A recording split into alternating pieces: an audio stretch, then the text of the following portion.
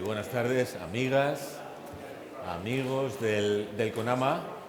Vamos a iniciar una sesión que hemos titulado Otras miradas desde el territorio y homenaje a Suso Garzón.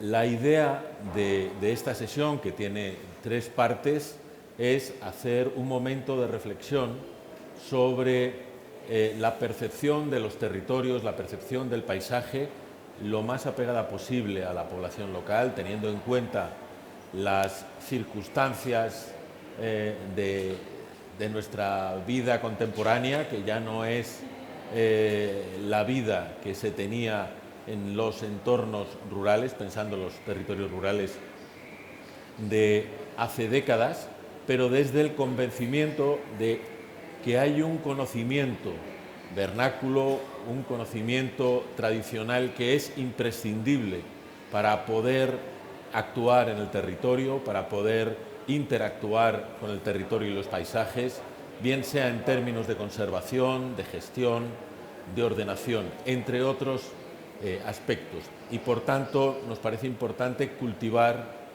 el sentido de ese conocimiento, el sentido del territorio y del paisaje. Las 3 partes de esta sesión se componen, en un primer lugar, de un primer capítulo que llamamos Otras miradas del territorio, exactamente, y contaremos con 3 iniciativas que tienen un especial interés: Lorena Heras, cofundadora de Planeta Dots; Laura Martínez, cofundadora también de Planeta Dots; y Lawrence de la Caperuza,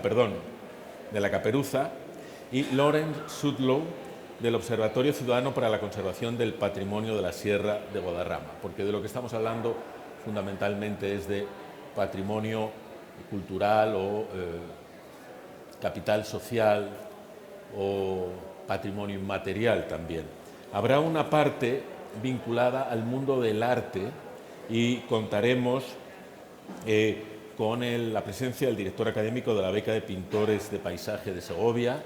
En el programa está puesto de manera equivocada, habla del paisaje del Paular, porque la Beca de Pintores de Paisaje de Segovia tiene como origen la Beca del Paular, que se creó en 1919 por el Ministerio de Instrucción Pública a impulso de la Real Academia de Historia de Bellas Artes de San Fernando, precisamente para vincular al mundo de los creadores artísticos, de los pintores, a la naturaleza, a la realidad de la naturaleza. Contaremos también con la presencia de Inaki Irazabalbeitia, alcalde de Alquiza, un municipio muy querido de Tolosaldea, donde hay muchas experiencias muy interesantes, entre ellas una que estaba vinculada a la presencia de nuestro amigo el pintor, el escultor, el artista Koldorico Jáuregui, que murió hace poco. Y contaremos también con la presencia de Rebeca Martín, de Fundación Tormes. La moderará Nuria Hijano, que es jurista especializada en gestión de proyectos de patrimonio natural y cultural en el ámbito rural, y que ella misma está involucrada también como emprendedora en este tipo de aspectos. Y la tercera parte de la sesión, que la hemos titulado La naturaleza se defiende caminándola, será un homenaje a Suso Garzón, nuestro querido Suso Garzón, que nos ha dejado hace poco y que es una referencia de defensa y de contagio de entusiasmo por los valores de la transhumancia de las cañadas. Contará con la presencia de Lawrence, que también está en este primer panel, con la hermana de Suso, Guillermina Garzón Eid, con Juan García Vicente, de Ecologistas en Acción, y haré también de moderador. Hecha esta visión general y haciendo nada más una última referencia a un instrumento jurídico que le doy mucha importancia. Digo jurídico porque soy jurista, perdón, pero hay un convenio, que es un tratado internacional creado en el ámbito del Consejo de Europa, este consejo que nace en el año 50 a partir de la Convención de Derechos Europeo. Y este tratado internacional se aprueba en Florencia en el año 2000, después de 5 años de reflexión con participación de expertos, organismos, y es un pequeño convenio de apenas 10 artículos. Y hubo un gran esfuerzo en tratar de definir qué era eso del paisaje con posiciones doctrinales y de todo tipo distinto, y al final el artículo 1 viene a decir que el paisaje es cualquier parte del territorio tal como la percibe la población local, siendo el carácter de esa parte del territorio el resultado de la acción y la interacción de los factores naturales y o humanos. Con esto se da la idea de que no se trata solo del paisaje para referirse a los paisajes que son excepcionalmente bellos.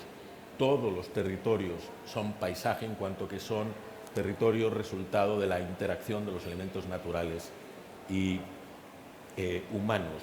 Y ese pequeño convenio que pone una gran confianza en el conocimiento y en la conciencia colectiva de los valores del territorio, lo que propone como actuación es que la población local y también los expertos lleguen a través de unos procesos de educación, de acercamiento, de intercambio de experiencias, donde lo cultural, lo artístico, la memoria, lo vernáculo tiene una enorme importancia, a identificar los caracteres fundamentales. Y luego sí hablan de inventario de paisajes, de catálogo de paisajes y elementos así, pero lo relevante son esos procesos de acercamiento, de compartir conocimiento, porque como decía un personaje que es muy relevante en todo este tipo de cosas, que es una profesora del MIT, que tiene experiencias que están escritas y que no podemos entrar ahora en ellas, ella insiste mucho en el concepto de alfabetismo paisajístico. Hemos perdido capacidad de alfabetismo paisajístico, no sabemos leer los territorios. Y los procesos de adaptación al cambio climático necesitan recuperar ese conocimiento, volver a ser alfabetos de los propios territorios en los que estamos y además no solo estar alfabetizados, sino recuperar un afecto y un sentido de topofilia y de amor al lugar. Evidentemente esto tiene que ver bastante con el drama que ha sucedido hace unas semanas en las tierras valencianas y entre las gentes valencianas. Hecha esta mención al Convenio Europeo del Paisaje, que siempre animo a tenerlo en cuenta, entramos directamente, y perdonad por el alargamiento de esta introducción, en nuestro panel. La idea es daros la palabra y que empecéis explicando cada uno de vuestros proyectos y a resulta de eso hacer alguna pregunta o algún intercambio entre vosotras, y si nos diera tiempo pues invitaríamos también a los presentes, pero en principio vamos a escucharos y a que nos contéis vuestros proyectos. Pues empezamos por ti, si quieres. Muchísimas gracias por contar con nosotras. Yo soy Laura de la Caperuza. Somos un equipo actualmente de 4 personas. Estamos en Bustar Viejo, que es un pueblo de la Sierra Norte de Madrid, ya no tan chiquitito. Ya empezamos a estar un poquito más en el mapa y a ser un poquito más conocidos. Y mi proyecto, pues al final consiste un poco en aunar tradición con tecnología dentro de lo que es la elaboración artesana y el campo, ¿no? Y el mundo rural. Por un lado tenemos una pequeña quesería artesana que gestiono con mi socia Concha, y elaboramos diferentes productos lácteos, quesos, yogures, de forma completamente artesana, sin ningún tipo de conservantes, sin ningún tipo de aditivo. Y la leche o el producto primario que utilizamos proviene de mi ganadería, y actualmente hemos empezado a recoger leche de otra ganadería porque un grupo muy grande, no vamos a mencionar a nadie exactamente, pero una central lechera muy grande ha dejado de recoger por toda la zona norte de Madrid y ha dejado a muchísimos ganaderos absolutamente en la quiebra. Entonces, bueno, pues con nuestra pequeña capacidad de producción hemos empezado a intentar ayudar a esta ganadería, que tampoco es mucho, pero algo podemos hacer. Y luego, por otro lado, con mi pareja, y actualmente trabaja con nosotros también su hermano, gestionamos una ganadería que hemos diversificado ya muchísimo. Tenemos un pequeño rebaño de cabras malagueñas, unas 170 más o menos, con el objetivo de llegar a las 200, que es de donde sacamos la leche para la producción de todos los quesos y yogures. Luego tenemos también gallinas para producción de huevos, tenemos un pequeño huerto y actualmente desde hace 2 años empezamos con vacas. Nosotros iniciamos este proyecto hace 6 años más o menos y lo gestionamos todo con manejo de ganadería extensiva. Antes pastoreábamos muchísimas horas con las cabras. Por suerte, hace 2 años pudimos implementar tecnología GPS. Tenemos prácticamente el 90% de los animales geolocalizados, tanto cabras como vacas, con GPS de vallado virtual. Bueno, uno de los anteriores ponentes lo ha estado comentando con lo de las vacas bombero, pues es la misma tecnología. A nosotros nos ha dado completamente la vida porque seguro que sabéis que la ganadería extensiva es completamente imposible de hacerla rentable sin transformar el producto, y además hay que dedicarle infinidad de horas, lo que hacía que la conciliación familiar fuera casi inviable. Y gracias a poner los GPS pues hemos podido reducir en un 50% el consumo de pienso en cabras, prácticamente en un 80% en vacas. Además, hemos podido obtener para nosotros muchísimo más tiempo y poder al final pues dedicarle más tiempo de calidad a otras cosas y entre otros a mis hijos, que son muy chiquititos ahora. Además, hemos conseguido también implementar muchísimo mejor la ganadería regenerativa con manejo holístico. Tenemos unas 340 hectáreas aproximadamente que pertenecen al Ayuntamiento de Bustarviejo, pero las tenemos nosotros adjudicadas, y vamos haciendo rotación de pastos, de forma que vamos regenerando toda la comida que tenemos a disposición de los animales, y además hemos accedido a zonas que antes no podíamos pastorear gracias a los GPS. Y además también, a coalición de lo de las vacas bombero, yo tengo vacas y cabras bomberas, gestionamos unas 30 hectáreas más o menos de fajas cortafuego que desde hace 6 años solo se limpian exclusivamente con el pastoreo de nuestros animales. Y bueno, aparte de todo esto que hacemos, trabajamos mucho con el tema de la economía circular, porque nos parece muy importante el poder reutilizar y aprovechar los recursos o los residuos, que para nosotros no son residuos, ¿no?, de forma más eficiente. Todo el estiércol de las cabras, por ellas en Bustarviejo tenemos presencia de lobo, entonces tienen que dormir siempre en interior de nave, porque ya hemos tenido varios ataques y nos ha mermado bastante el rebaño. Esto genera mucha cantidad de estiércol. Es una pena porque el estiércol, yo siempre lo digo que es el oro del campo, tenemos que pagar para que se lo lleven. Pues decidimos poner huerto, entonces cultivamos en temporada verduras exclusivamente, yo les digo siempre, con caca de cabra, que es lo mejor que hay en el mundo, y salen las verduras bien sabrosas.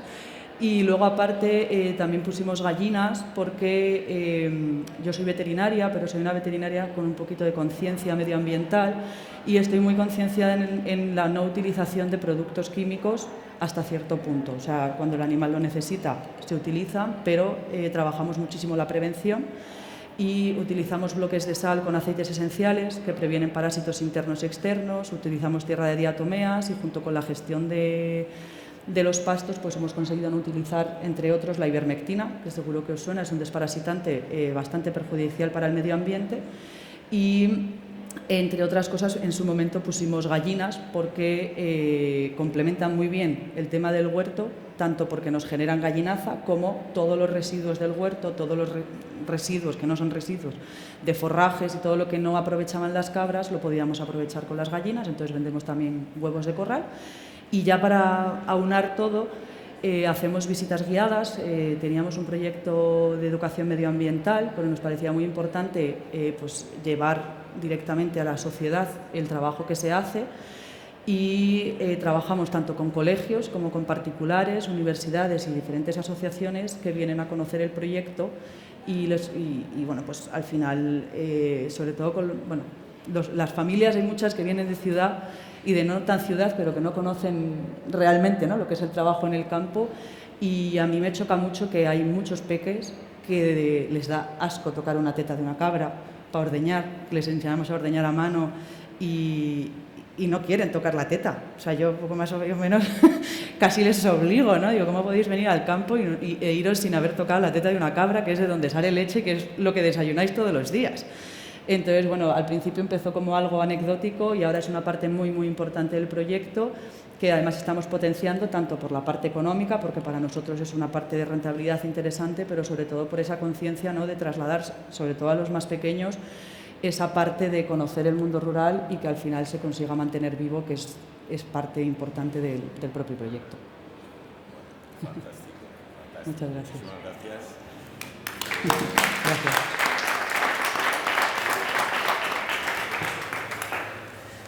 Pues ahora invitaríamos a Lorena, ¿no?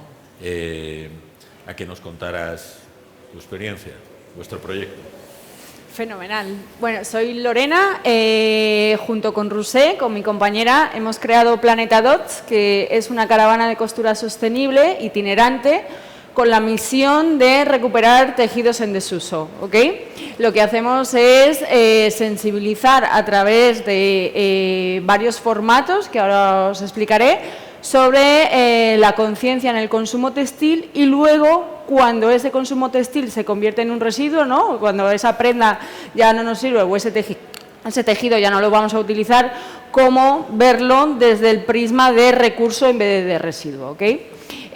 Nosotras nacimos también ahí hace 5 años, somos prepandémicas, también nos ha pillado toda esta historia de la pandemia para reinventar también un poquito el proyecto inicial y ser lo que somos ahora, aunque siempre decimos que somos un proyecto vivo, que esto que os voy a contar hoy quizá dentro de un tiempo es otra cosa, ¿no? Que eso también es muy interesante, evolucionar con el tiempo.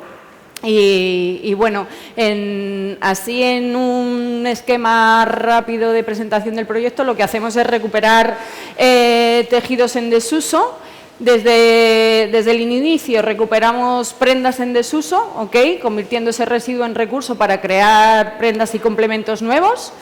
Y desde hace un tiempo hemos conseguido entrar dentro de la industria textil y rescatar tejidos sobrantes de la propia industria. Son recortes, metrajes, descatalogaciones, tejidos de death stock, que se llaman tejido muerto, nuevo, que bueno, es rechazado por otros proyectos, otras marcas, otras partes de la industria, y ya hemos nacido varios proyectos que le damos valor a ese residuo, y cuando nosotras le hemos empezado a dar valor, ellos lo han empezado a poner precio, ¿no? Esta comercialización del residuo también en lo textil se da. Es verdad que bueno, nosotras somos capaces de gestionar todo este residuo industrial, porque nuestro proyecto de ropa es un proyecto atemporal, ¿vale? No se ciñe si en esta temporada se lleva el rojo, los lunares o los cuadros, sino se ciñe un poco más en cuál es la materia prima de ese tejido. Y no os vayáis a pensar que nos vamos solamente al orgánico, también estamos utilizando tejido técnico o tejido que contenga poliéster, porque la misión del proyecto es recuperar lo que ya está fabricado y darle una vida y no rechazarlo porque tenga poliéster, ¿no? Sino ponerlo en uso.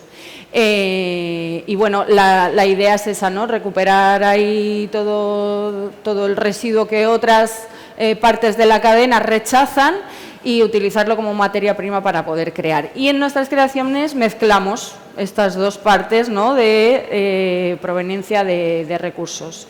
Lo hacemos en la línea de ropa que os contaba, que tenemos una línea de ropa temporal, cómoda, disfrutona, divertida, para toda la familia, ¿vale? Entonces, hacemos prendas para todos y sobre todo es un poco la misión de acercar una costura o una moda sostenible a gente como nosotras, ¿no?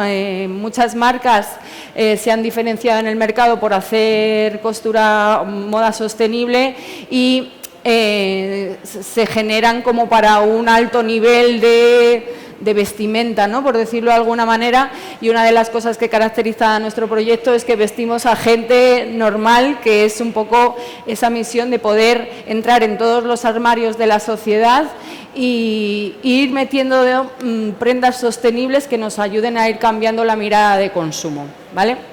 Y luego también lo que hacemos, después, ¿no? de toda esta revuelta del COVID y demás, dijimos, joder, todo esto que estamos aprendiendo en este tiempo, nosotras deberíamos de compartirlo. Y entonces, con las caravanas, que en un principio eran talleres de costura, ahora se convierten en espacios de sensibilización y dinamización populares, ¿no? Y entonces vamos con nuestras caravanas y nuestras máquinas de coser, facilitadas por Alfa también, que colabora con el proyecto, y lo que hacemos es dinamizar espacios de plazas, de patios de cole, hacemos team buildings en empresas, hacemos maratones de reparación y customización, estamos haciendo dinámicas en centros comerciales, ¿no?, al uso, ¿no? Esto ya es, si no va Mahoma a la montaña, ya vamos nosotros a revolucionar ahí ese espacio. La idea de estas dinámicas que hacemos con las caravanas, que ya tenemos 2, es revolucionar mentes, ¿no? Decir, bueno, vamos a hacer un clic a través de la práctica, porque todas nuestras propuestas se centran en eso, en aprender a través de la costura o no, porque también hacemos talleres de reciclaje textil sin costuras, pero siempre con la misión de cambiar el chip y decir, bueno, estos pantalones que ya no me pongo, ya no son pantalones, pero pueden llegar a ser otra cosa, ¿no? O sea, la idea es entrar en las casas, para que esto sea una dinámica de costumbres, ¿no?, una dinámica popular. Lo hacemos con los peques, porque los peques son muy revolucionarios en los hogares, ¿no? Todos los que tenemos peques vienen a casa, nos cuentan qué ha pasado en el cole, que nos dice que no sé qué, no sé cuántos. Hoy han venido unas chicas con una caravana, tenemos que mirar en el armario qué ropa tenemos para no sé qué y convertirlo en otra cosa, ¿no? Los peques son súper revolucionarios. Nosotras siempre decimos que cuando vamos a un cole, al final las que aprendemos somos nosotras. Esto es así, porque es que ellos todavía están sanos, ¿sabes? Todavía son puros. Nosotros estamos todavía ya muy contaminados. Y en esos espacios educativos se siembra muy bien esta semilla, ¿no? Ahí es fácil. Cuando vamos a plazas de coles, cuando vamos a plazas de pueblos o de ciudades y demás, la dinámica que se genera es otra, ¿no? El espacio es intergeneracional, el espacio es popular, el espacio es intercultural y ahí se desarrollan dinámicas de aprendizaje súper bonito. La verdad, nosotras ponemos los medios y al final el aprendizaje se da entre la población que participa. Y se intercambian muchas ideas, muchas costumbres, muchas maneras de hacer las cosas que se hacen en los hogares como de manera invisible, porque esta tarea de reciclar y reutilizar, seamos sinceros, ha habido una época que estaba como muy escondida, muy oculta y poco reconocida, ¿no? Incluso nos poníamos parches disimulados para que no se notaran nuestros remiendos, y en esta parte de revolución del proyecto queremos que esos remiendos sean visibles y que se vea que estoy alargando la vida útil de una prenda de manera consciente y quiero que tú te des cuenta, ¿no? Bueno, en estos espacios, como os decía, populares, somos capaces de revolucionar de esa manera, ¿no? De sacar esa cosa escondida o esa cosa que antes nos daba vergüenza mostrar en este inicio del siglo XX, ¿no? De esta historia del usar y tirar, y cambiar esas dinámicas para hacer visibles estas otras, que sería el usar y reusar y volver a usar, ¿no? A nosotras es el escenario que más nos gusta, trabajar en plazas, por eso aquí los ayuntamientos y demás que estáis presentes os lanzo la caña ahí para que llevéis la caravana a vuestras plazas. Pero de un tiempo a esta parte también estamos entrando en otros contextos que también nos resultan innovadores. Y además ya no solamente somos nosotras las que llamamos a la puerta, sino que ya estos usuarios, estos nuevos escenarios, los que nos están llamando a nosotras, que de alguna manera, ¿no?, reconocen un poco el trabajo que venimos haciendo. Estamos entrando en empresas haciendo team buildings, que son dinámicas de equipo que se generan pues para el buen desarrollo de los equipos de trabajo, y a través de la costura y del reciclaje no veáis la cantidad de buenos resultados, ¿no?, de objetivos cumplidos que se dan en las dinámicas que proponemos, ¿no? Y una de las historias más revolucionarias en que estamos ahora trabajando son los maratones de reparación y customización de prendas, que, como os decía, entre otros escenarios en los que estamos desarrollando esta actividad están los centros comerciales. Y nos iba a decir a nosotras que somos como la antítesis de lo comercial, ¿no?, de este consumo frenético, que íbamos a entrar con nuestra caravana dentro de los centros comerciales a hacer talleres a todas esas personas que de otra manera no llegarían a esta crítica, ¿no? Porque sí que es verdad que para nosotras es muy fácil llegar a esa población que más o menos ya tenemos un poco de conciencia social, medioambiental o sostenible, pero ¿qué hacemos con todas esas personas que en ningún momento se han planteado el trabajar esto de manera interna, ¿no? Y entonces estos espacios de consumo desenfrenado nos dan la oportunidad de llegar a todo ese público y que a través de la práctica de la costura reciclando tejidos pues podamos llegar a ellas. Con respecto a de dónde somos, que somos de aquí, que yo no le he dicho, somos de aquí del Boalo también, somos de la Sierra de Guadarrama. Me gustaría decir que muchos de los vecinos y vecinas de nuestro pueblo o de los pueblos de al lado forman parte de Planeta Dots directamente, ¿no? Porque son muchos ellos los que nutren al proyecto con sus residuos textiles que nosotras gestionamos para convertirlos en materia prima para crear otras cosas. Con esto quiero decir que hay muchos vecinos y vecinas, ya mucha población que está concienciada y que se siente responsable con sus residuos textiles y los pone al servicio, ¿no? O los ofrece a proyectos de gestión de residuos como el nuestro para poderlos convertir en algo útil y que no vayan a ser incinerados, quemados o a crear el residuo en sí mismo. Y aquí aprovecho y digo que también molaría que todos estos vecinos, que son gentes y personas individuales, se vieran un poquito reflejados también en las instituciones que los representan y sean también estas instituciones las que reviertan, cierren el círculo, ofreciendo servicios como los que ofrecemos nosotros o cualquiera de otros proyectos que faciliten a su población a aprender a gestionar estos residuos, a educarles en la gestión de residuos textiles. Vamos, ahora a mediados del del 2025 va a haber una nueva ley que va a gestionar esto y molaría que todos estos ayuntamientos o colectivos y demás reviertan en la población que sí que está trabajando a nivel individual toda esta conciencia en oportunidades, en experiencias, en actividades, en dinámicas que potencien toda esta conciencia de sostenibilidad en el recurso textil. Muchas gracias. Muchas gracias. Y Lawrence, explícanos, como vamos con el tiempo muy justito, ¿no? Explícanos así lo más resumidamente sobre el Observatorio Ciudadano, ¿no? Que es de lo que nos vas a contar. Pues muchas gracias, Antonio. Y buenas tardes a todos y muchas gracias a CONAMA por invitarme y abrir este espacio para que podamos contar un poco nuestra visión de lo que es, en mi caso, de la conservación y protección del territorio. Y además, a lo mejor, como ha comentado, que aquí tenemos el Boalo, aquí tenemos Busta Viejo. Yo soy de antiguamente conocido Chozas de la Sierra, que ahora mismo se llama Soto del Real, o sea que estamos muy compaginados aquí. Y yo soy el actual presidente de la Asociación Cultural Chozas de la Sierra, que hemos mantenido el nombre, que es uno de los miembros del Observatorio Ciudadano para la Protección del Patrimonio de Sierra de Guadarrama. Y a lo mejor tengo que explicar un poco lo que has preguntado, ¿qué es el observatorio? El observatorio lo tiene en su nombre, es el Observatorio Ciudadano, o sea que somos vecinas y vecinos, ciudadanos de los pueblos, los municipios de la Sierra de Guadarrama.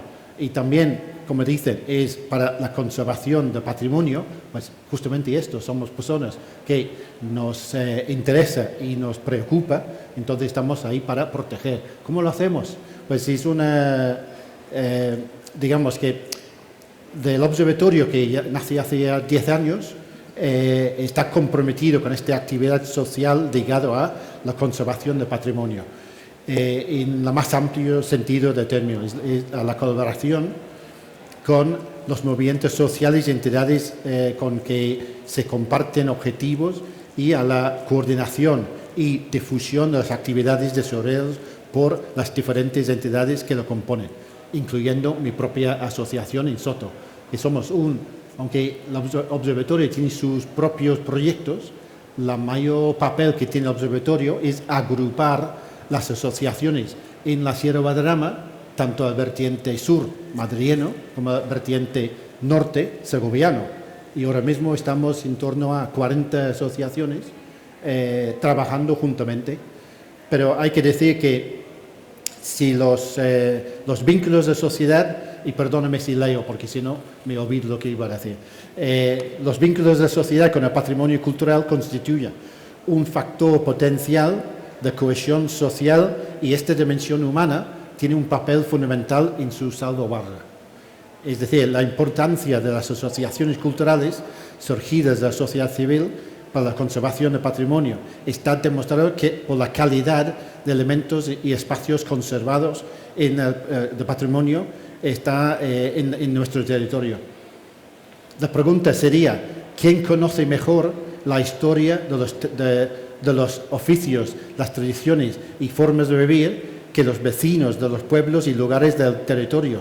¿Cuántos historiadores, arqueólogos, investigadores han buscado la colaboración de estas personas nativos que complementan y aclaran información encontrada en los archivos y los libros? O sea que lo que estamos hablando es la memoria local, o lo que a veces hablamos de historia oral, que cuentan estas personas, suelen ser la gente mayor, y para poner en valor y tener referencias de lo que ha pasado antiguamente y mantenemos la tradición, es a través de las personas que están en estos pueblos. Pero no solamente sirve para arrojar luz sobre un evento, un momento trascendental del pasado, sino son las personas que mantienen vivo esta memoria y esta tradición, las fiestas populares, la música tradicional, la gastronomía de un lugar, los nombres, son elementos mantenidos por las personas que residen y tienen vínculos con el territorio. Las asociaciones culturales locales juegan un papel decisivo en la conservación de esta memoria colectiva y su continuidad en el presente. También son los ojos que están vigilando.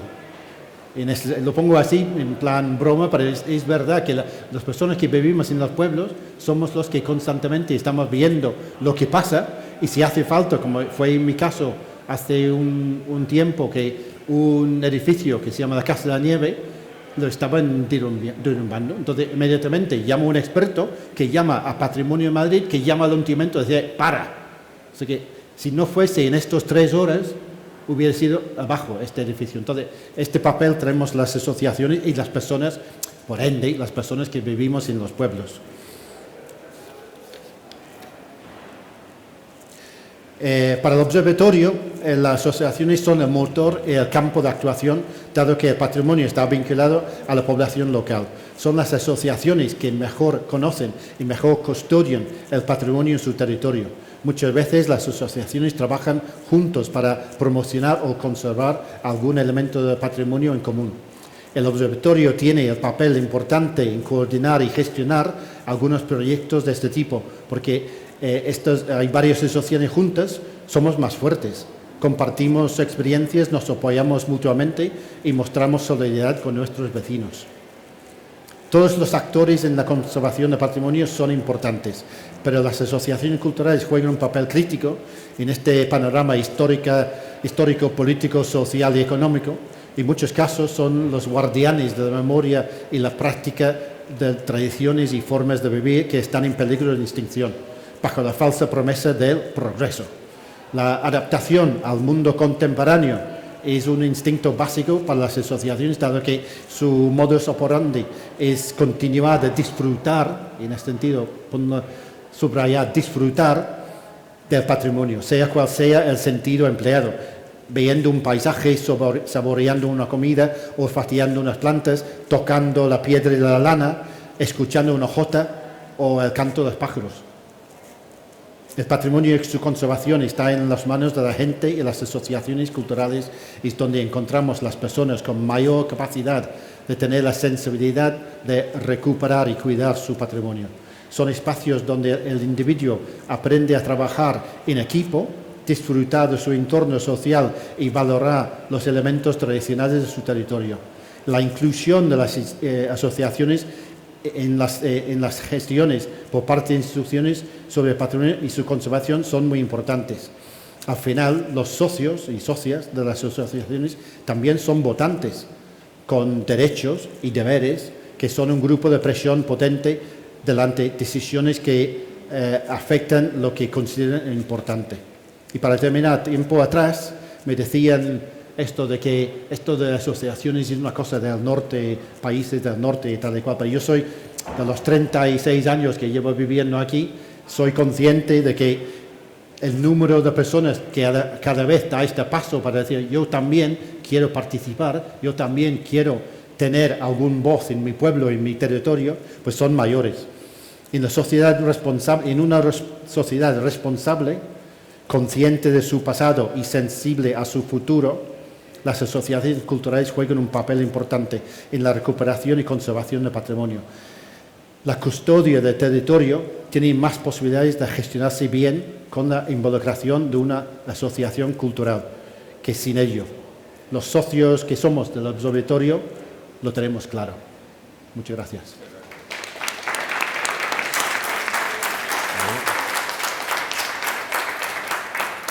Bueno, en las tres intervenciones se ha evocado al capital social, al conocimiento, en el caso de los niños que les cuesta tocar, ¿no?, la teta de la cabra de la que sale la leche que ellos beben, ¿no? Es un desconocimiento, es hacer invisible, ¿no?, el origen de los alimentos.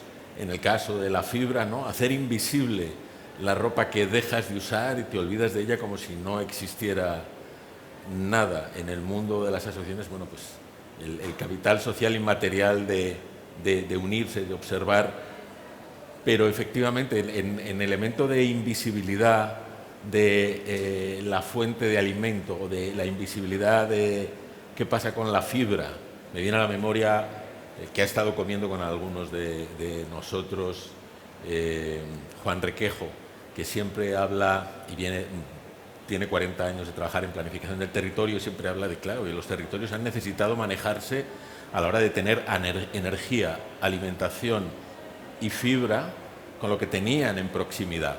Y eso ha implicado, lo dice Juan, bueno, lo dice más gente, un ejercicio de inteligencia colectiva en relación con el territorio y en relación con uno mismo. Es decir, hay una serie de valores, no solo son de conocimiento técnico, sino de valores de no desperdiciar, de manejarse con lo que uno tiene, ¿no?, de autosuficiencia conectadas, ¿no? No se trata de autosuficiencias desconectadas, sino conectadas, ¿no? Y en ese sentido, la necesidad de dar visibilidad a cómo se ha venido trabajando, pero no por nostalgia, sino por proyección hacia el futuro, ¿no?, por sentido intergeneracional, ¿no? ¿Veíais la relación de lo que decía una, la otra, él? ¿No? Me gustaría, no sé, que tuvierais un cierto momento de diálogo. No tenemos mucho tiempo, pero bueno, os daría otra oportunidad de seguir reflexionando a partir de haber escuchado a los otros. Es muy importante, o sea, lo ha comentado Lorenz, lo aplicamos nosotras, seguro que vosotras también. El asociacionismo al final hace visible lo que a lo mejor como yo, como persona individual que soy, no soy capaz de hacer visible. Nosotros como proyecto y también como personas pertenecemos a diferentes asociaciones, estamos en el Mercado Social, que vosotras también, en el Mercado Social de Madrid, que es maravilloso porque pone en conjunto un montón de entidades que trabajamos la economía social y ponemos en valor unos servicios y unos productos que no son simples cosas, ¿no? O sea, sino que van mucho más allá, porque hay una parte muy importante detrás, que está la responsabilidad de cada uno de nosotros. Estamos en la coalición por otra PAC, estamos en la red de queserías de campo y artesanas, que ha trabajado incansablemente por hacer una diferenciación de las pequeñas queserías frente a la gran industria, ¿no?, que es un grave problema, al final el intensificar todo. Y a nosotros nos ha dado una oportunidad de poder seguir existiendo y de visibilizar que existimos, que también es importante. Y luego no es una asociación como tal, somos un colectivo que es Ganaderas en Red, que para mí ha sido vital como persona y también vital como forma de visibilizar el trabajo que hace la mujer en el mundo rural y de la importancia que tiene la ganadería extensiva no solo para el mundo rural en sí, sino para la sociedad entera. O sea, al final, como ganaderas llevamos toda la vida trabajando, ¿no? Nuestras abuelas, bisabuelas han estado toda la vida trabajando, acompañando a maridos, padres, hijos, etcétera, y seguimos haciéndolo. Y además hacemos una labor que es muy importante, que viene a relación también con lo que has comentado del paisaje. O sea, al final tiene todo relación una cosa con otra, porque mantenemos un paisaje vivo, mantenemos un mundo rural vivo, mantenemos un campo limpio que evita incendios y luego generamos una serie de productos, ya sean quesos, ya sea carne, ya sea lo que sea. De hecho, hay varias compañeras que convierten un residuo que es la lana, a lo mejor no es exactamente lo que hacéis vosotras, pero convierten algo que hoy en día es un residuo que antes no era, y lo convierten en textil, ¿no? O sea, y en algo que tiene valor. Y que lleva una parte muy, muy importante detrás, que son personas y que es un entorno y es un cuidado de lo que tenemos a nuestro alrededor, que es importante. Entonces, cuando compréis un queso directamente al productor, o compréis una naranja, o os comáis un filete de ternera que viene directamente del productor, no estáis comiendo solamente un producto que está bueno, sino que estáis haciendo una labor social, medioambiental, ayudando al final a mantener todo este ecosistema, que es importantísimo para nosotros actualmente y sobre todo para el futuro.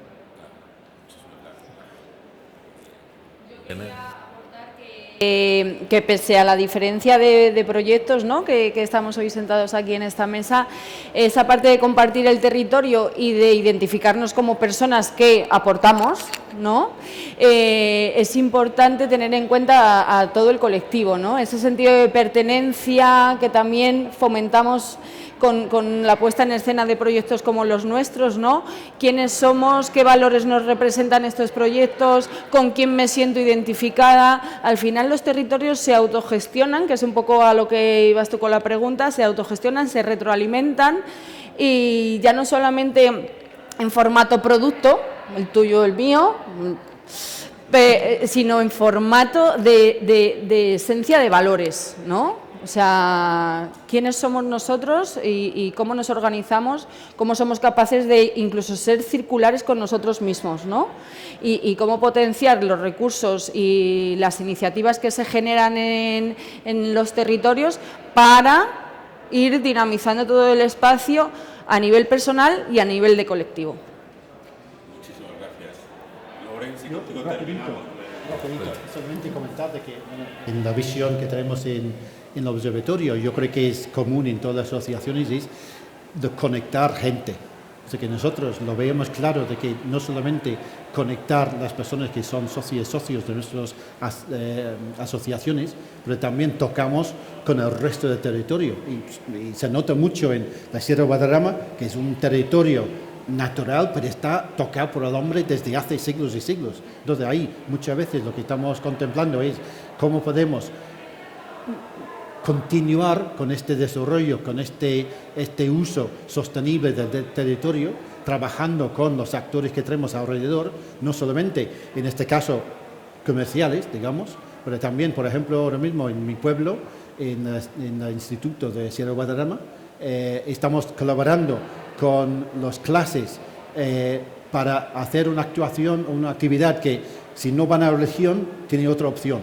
Y otra opción ahora mismo es que los niños aprenden cómo hacer crochet. O sea, que están ahí con una vecina nuestra, y ahora mismo en estos 3 o 4 meses que llevamos desde septiembre se han pasado 300 niños por su clase y están llegando a su casa con su madre y su abuela, porque el abuelo no sirve en este caso, la abuela, ¿cómo hago? Enséñame cómo hacerlo y hacerlo. Entonces, son este contacto, conectando gente, yo creo que es el papel fundamental para nosotros las asociaciones. Muchísimas gracias. Con esto terminamos este primer panel. Un aplauso para nuestros amigos.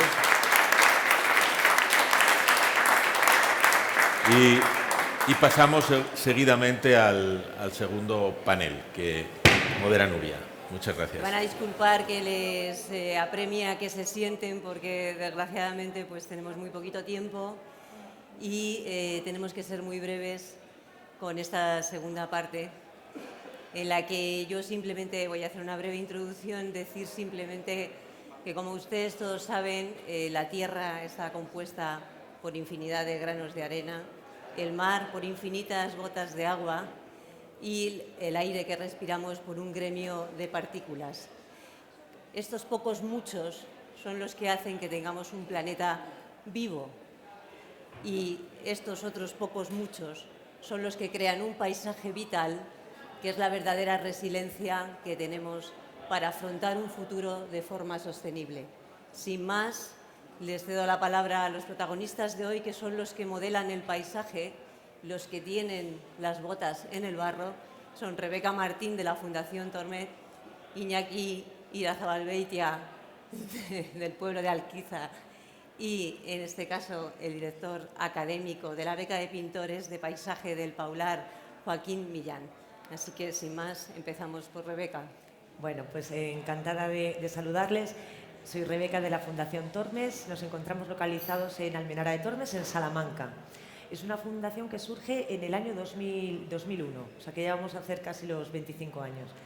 Así que estos 25 años, la verdad es que nos ha dado tiempo a hacer alguna que otra cosita.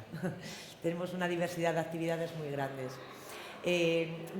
Todo surge porque había una antigua gravera que, una vez cesada la explotación, queda abandonada. La Fundación adquiere esos terrenos, los compra, con la misión única, en principio, de restaurarlos.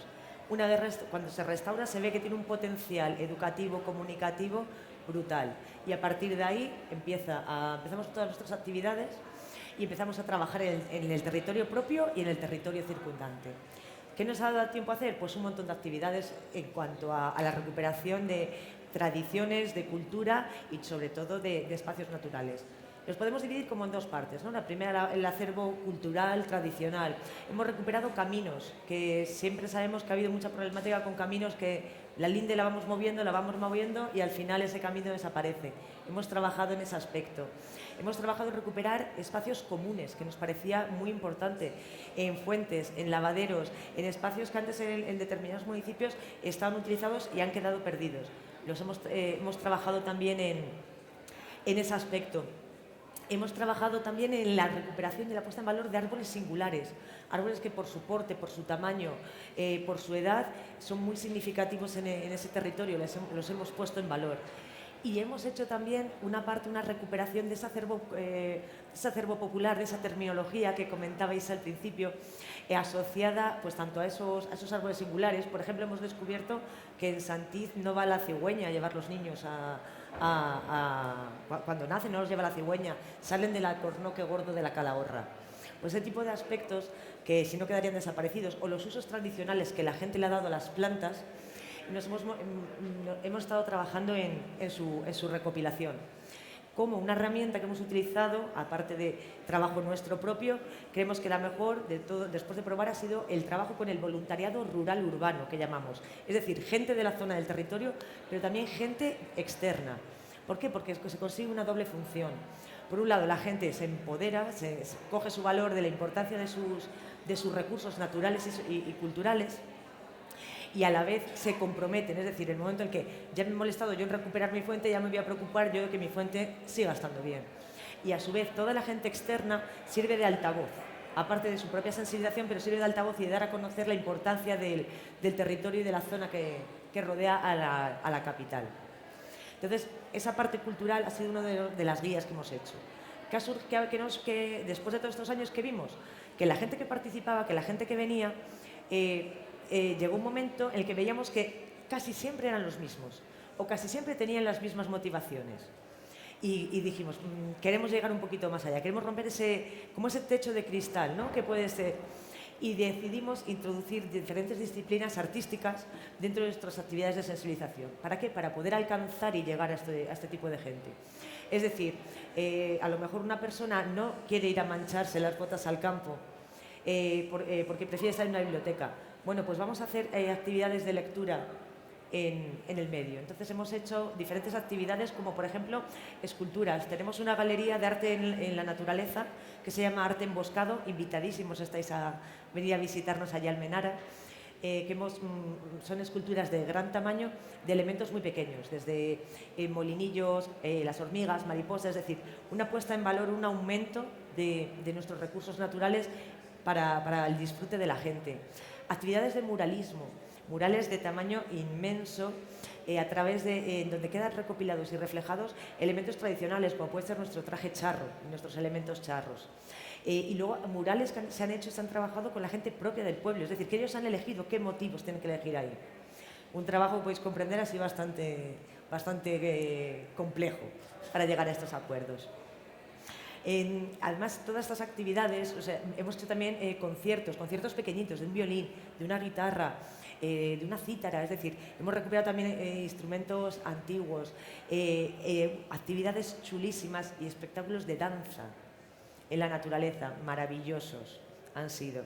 Es decir, con todas estas actividades que se van más allá de lo que es el plantar un árbol simplemente o el recoger un residuo, hemos conseguido atraer a un público que a lo mejor no tenía esa inquietud por el medio natural, no tenía esa inquietud por el campo. Y además lo precioso de esto ha sido, yo creo, que además todo esto lo hemos podido extrapolar y hemos hecho un efecto contagio, hemos compartido para poder avanzar, ¿no? Como dice este año el CONAMA. Y de forma que muchos municipios de alrededor han seguido esta trayectoria. Arte Emboscado se ha expandido y están diferentes municipios que están también en el río Tormes. Los murales se han extendido por nuestro territorio. Y de esta forma hemos conseguido, yo creo, que los municipios vean y adquieran su identidad propia, lo que les diferencia también, lo que les hace únicos, que yo creo que puede ser una de las herramientas y de las claves a la hora de crear este tipo de sensibilización. ¿De acuerdo? Por ejemplo, un ejemplo es el de Juzbado, que es un pueblo que está justo al lado, que forma parte del patronato de nuestra entidad, que por cierto hay un póster también aquí, si os dais un paseillo y lo veis, de otra de las actividades. Ellos, por ejemplo, es un municipio de 184 habitantes, creo 190, no llega a 200. Tienen hecho su identidad es libro abierto al paisaje, que se llama, en donde tiene muchísimas actividades distintas, pero entre ellas tiene un recital de poesía y de literatura, en donde grandes escritores y artistas visitan, recitan, tiene una parte con placas, el pueblo se llena, pero ya no es tanto, por supuesto que es importante que la gente vaya allí, pero es que los propios habitantes están deseando que esto suceda. Entonces se crea una identidad propia cultural, distinta, original, y llegando a alcanzar a gente y siendo visitados por un montón. Y sí que quería terminar con la frase de Ida Vitales, que es premio Cervantes y que estuvo recitando allí en Juzbado, sí, en ese pueblo de 184 habitantes, consiguieron que estuviera.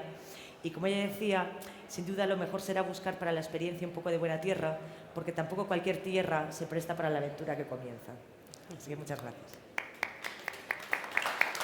Muchas gracias, Rebeca. Bien, pues ahora toma la palabra Iñaki con su maravilloso pueblo en el norte de España.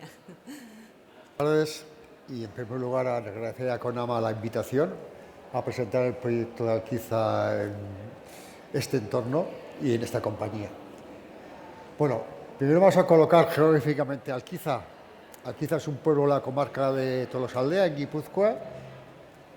Tolosaldea es la parte media de la cuenca del río Oria y es una comarca bastante especial demográficamente por el hecho de que tiene una capital de provincia de comarca muy importante, Tolosa.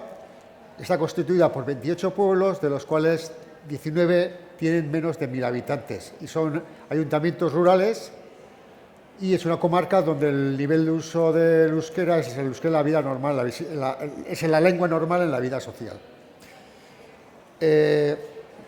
En el año 2000 más o menos, Alquiza tenía una población de 240 habitantes, estaba en una fase de pérdida de habitantes, pérdida de economía económica, de actividad económica, entre otras cosas, porque las granjas tradicionales, los caseríos se iban cerrando y la gente que había nacido en esos caseríos estaba trabajando en la industria o en los servicios, y la escuela del pueblo en aquel momento tenía 8 alumnos y alumnas y estaba en riesgo de ser cerrada por el Departamento de Educación del Gobierno vasco.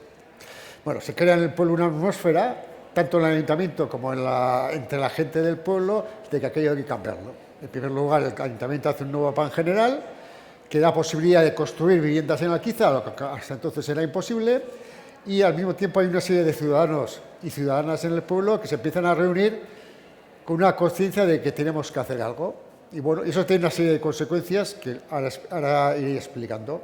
En primer lugar, gracias a la acción del Ayuntamiento, entre 2000 y 2006 se construyen un número significativo de viviendas que logra, por un lado, fijar a la población, a los jóvenes que el pueblo que no tenían donde vivir, otro, atraer a los jóvenes del pueblo que habían ido a vivir fuera del pueblo para que volviesen al pueblo a vivir, y atraer gente de pueblos de los alrededores donde la vivienda era más cara, porque muchas de estas casas eran viviendas protegidas, y establecerse en el pueblo. Al mismo tiempo se crea la asociación Ollantiki y Cultura del Cártea, que empieza a publicar una revista anual sobre la sociedad del pueblo y crea un ambiente. Pero yo creo que el cambio más significativo se produce en las elecciones municipales de 2007, cuando Ludovica Jáuregui, conocido escultor, artista de Alquiza, una persona con una trayectoria vital muy diferente a las personas que formaban el ayuntamiento, porque había estado trabajando con Chile, había estado trabajando en Alemania, había estado trabajando en varios países del este europeo en estancias artísticas, venía con una nueva visión de cómo podía ser el futuro del pueblo. Y la discusión que habíamos comenzado a principios de siglo sigue desarrollándose, y por la influencia ideológica de Ludovica Jáuregui, por ejemplo, a partir de 2009 se empieza a realizar una serie de actividades dentro del proyecto Itxurain de recuperación de la memoria antropológica del pueblo. Es decir, los oficios que estaban desapareciendo o a punto de desaparecer se intentan recuperar y transmitir a las generaciones futuras. Y al mismo tiempo, dentro del ayuntamiento, porque coincide con Ludovica Jáuregui, con otro concejal, que luego fue alcalde, Jon Humérez, que ahora es rector de investigación de la Universidad del País Vasco, que también tiene una trayectoria vital bastante diferente a la habitual en el pueblo, que deciden decir a la gente que Alquiza tenía que hacer un proyecto de pueblo basado en tres aspectos fundamentales. Uno es la naturaleza, el otro es el ser humano que transforma esa naturaleza, y el tercero es la cultura. Con Ludovica, que falleció este mes 16 de junio, siendo todavía concejal, 5 legislaturas, lo cual para un artista es mucho tema, tenía claro que los pueblos pequeños, los pueblos rurales, tienen derecho a la cultura, tienen derecho a disfrutar de la cultura como los mismos derechos que puede tener la persona que vive en un pueblo mayor o en una ciudad. Entonces se pone en marcha una serie de mecanismos que terminan con dos acciones. Por un lado, se logra que Ernrio-Gazume, la sierra de Ernrio-Gazume, se convierta en una zona de protección especial, pero no solo el ayuntamiento de Alquiza, son otros ayuntamientos del borde de la sierra, donde por una serie de características especiales de conservación del medio ambiente, pues hay una serie de aspectos que los legisladores consideran que hay que proteger. Y esa zona de conservación especial de Ernrio-Gazume es el 40% del municipio de Alquiza, y las tierras de Alquiza son el 20% de la zona de protección especial, es decir, que es muy importante en Alquiza. Y al mismo momento, Alquiza decide que hay que crear el centro de interpretación de esa zona, tiene que estar en Alquiza, y se crea el centro de interpretación Fagus Alquiza. Y al mismo tiempo, con Ludovica Jáuregui, con las cosas que ha ido aprendiendo por ahí, en sus estancias en Europa, pues viene con una idea que había visto en Alemania, es crear un museo en la naturaleza. Y él crea en su casa familiar, donde tiene además el taller, de un entorno de 30 y pico hectáreas, un museo al aire libre, donde se realizan actividades culturales de diverso tipo, desde visitas guiadas por las instalaciones, hasta acciones culturales diferentes, como puede ser una exposición de pintura, invitar a un escritor a que comente su último libro, o fabricar papel con la ayuda de un artesano papelero de una población de al lado de Alquiza que se llama Villabona. Bueno, estas actividades se combinan hace 4 años con la creación de unas estancias llamadas Urmara, en lo cual durante 2 semanas en verano se invita a ciudadanos y ciudadanas, a interesados en el arte, a que vayan a trabajar con Ludovica Jáuregui y su mujer Elena Cajaraville, que es una artista que fabrica joyas, y aprendan a desarrollar su actividad creativa dentro del mundo de la cultura.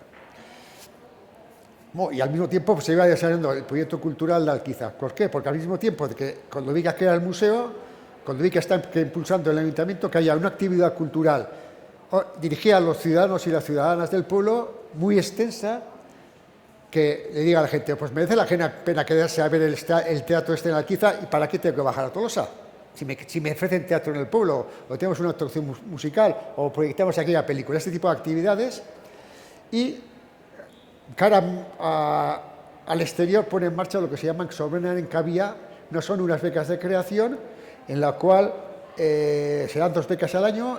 El año que viene haremos la 7ª edición, en la cual se invita a artistas de todo tipo, de todo género, a que presenten sus proyectos que desarrollarán en Alquiza durante 3 semanas, por los cuales serán becados y por el cual tendrán luego una especie de un vídeo filmado que recopila el trabajo que han hecho en Alquiza. Y tienen que trabajar con los chavales de la escuela, chavales y chavales de la escuela, tienen que trabajar con los diferentes ciudadanos del pueblo, porque lo que queremos es no que los artistas hagan su creación allí, sino que esa creación sea compartida con la ciudadanía de Alquiza.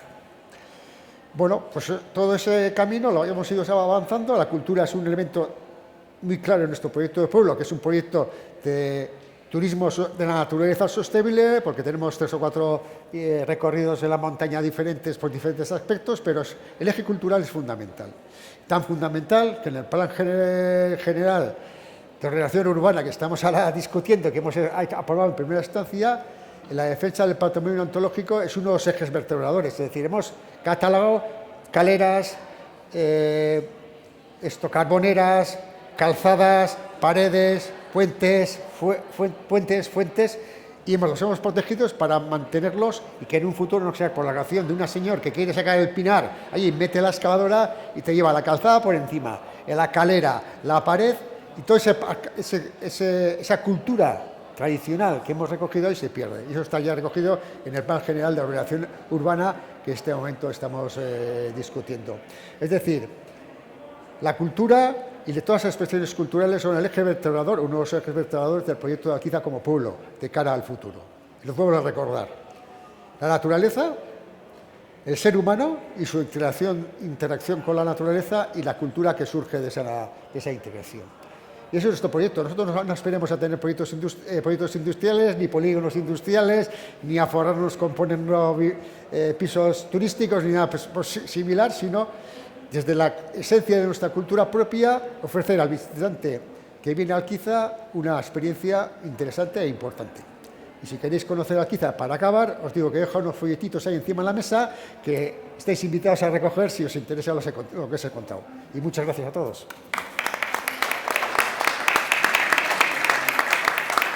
Muchas gracias, Iñaki. Y también muy vinculado en este caso con la difusión del paisaje desde los ojos del arte, esa mirada especial que nos va a traer desde la monumental Segovia el director artístico de la Beca de Pintores del Paisaje de Segovia. Hola, buenas tardes. Gracias por la invitación. Es un placer estar aquí con ustedes.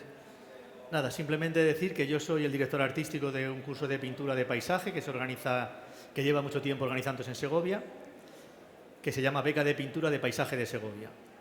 Cada año se reúnen en la ciudad de Segovia 15 artistas jóvenes seleccionados por diferentes facultades de Bellas Artes del territorio nacional y lo hacen para participar en un encuentro que organiza la Real Academia de Historia y Arte de San Quirze desde hace más de 50 años. Tras la finalización de sus estudios universitarios y orientados hacia nuevos y apasionantes proyectos personales, porque cada uno de estos alumnos llega desde su facultad pues con unas problemáticas y unas ideas de la pintura y el arte propias, pues llegan para participar en un encuentro en el que salen a trabajar a plein air, viajando por las tierras de Segovia y trabajando también en los talleres que se han habilitado para ellos en una residencia, en este caso la Casa de Espiritualidad de Segovia. Allí escuchan conferencias de primer nivel en la sede de la Academia a cargo de destacados investigadores, geógrafos, historiadores, artistas, etc. Y... ¡Ay, porque se me ha ido todo esto! Es que no quiero dejarme nada, perdón. Y en estas conferencias pues se van conociendo el territorio, una tierra de Segovia que para muchos de ellos, insisto, son alumnos que vienen de facultades de Bellas Artes de todo el territorio que no conocen, la mayor parte de ellos, la ciudad de Segovia. Llegan desde Canarias, Cuenca, Pontevedra, de las 16 facultades de Bellas Artes que hay en España en este momento. Y allí conocen y plantean las problemáticas que padece el medio ambiente y los problemas del paisaje moderno. En este periodo transitorio de su finalización de estudios y en el comienzo de su carrera profesional, tienen la oportunidad de embarcarse en un viaje que no solo les va a enriquecer pictóricamente, sino que también les hace tomar conciencia de la fascinación del espacio natural y reconocer la propia dimensión natural del ser humano. Un poco de historia de este curso, que ya es muy antiguo. Se trata de la antigua Escuela de Pintores del Paular, que genera bastante confusión con las designaciones, que está creada por un Real Decreto el 22 de febrero de 1918, dentro de la Cátedra de Paisaje que la Academia de Bellas Artes San Fernando de Madrid había instaurado en 1844, como parte de la enseñanza oficial de sus programas pedagógicos de arte. La Cátedra de Paisaje que se forma en la Escuela de Bellas Artes de Madrid ya es tardía, porque en el resto de Europa, en Francia sobre todo, ya había escuelas de arte que llevaban 50 años funcionando. Había una tradición paisajística importante. En España llega más tarde. Y la Academia y la Escuela de Bellas Artes de Madrid, pues hace con Genaro Pérez Villamil, que fue su primer catedrático, pues hace un posromántico, pues hace sus primeros inicios, incursiones en el paisaje natural. O sea, el pintor sale a la calle. Después hay un insigne pintor que todos conocerán, que se llama Carlos de Haye, de origen belga, que fue uno de los primeros pintores que empezó a salir al territorio y a pintar fuera con un grupo de amigos y sobre todo por la Sierra del Guadarrama y bueno, por todo el territorio nacional. En aquellas primeras ediciones, los pintores pensionados, como todavía se les denomina hoy, se reunían durante meses de verano en las antiguas celdas del monasterio del Paular, en la Sierra de Guadarrama, en Rascafría, y la cruzaban hasta llegar a la ciudad de Segovia. Ese encuentro y ese viaje y esa itinerancia generó que en los años, a mediados del siglo pasado, se adquiriera un palacio renacentista que se llama Palacio de Quintanar para alojar a estos pintores que iban a alojarse allí después de hacer este viaje, digamos, desde el Paular, cruzar la Sierra de Guadarrama y llegar allí. Claro, llegaban extasiados, agotados, porque las comodidades no eran como las que disponemos ahora mismo, evidentemente.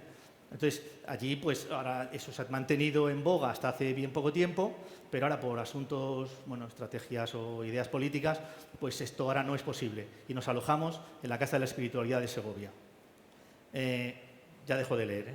Bueno, simplemente también quiero decir que para los requisitos para optar a esta beca, pues son los normales en cualquier estudio de este tipo. Pues los estudiantes de último grado en Bellas Artes que tengan ciertas capacidades y cierta disposición hacia el paisaje, que sepan compartir, porque al final, al ser alumnos individuales que llegan en solitario, pues, bueno, no te voy a decir que sea un gran hermano, pero ciertamente no se conocen y esto genera a veces pues, ciertas diferencias personales, ¿no? Pero la convivencia, en los 3 años que yo llevo allí, desde luego han sido extraordinarios. Comparten las instalaciones, salimos a pintar y, bueno, la academia, que está siempre detrás con todos sus miembros académicos, nos arropa y protege, pues haciendo viajes por el exterior de la ciudad de Segovia, patrimonio cultural, tenemos, digamos, carta blanca y acceso a todo el patrimonio, iglesias.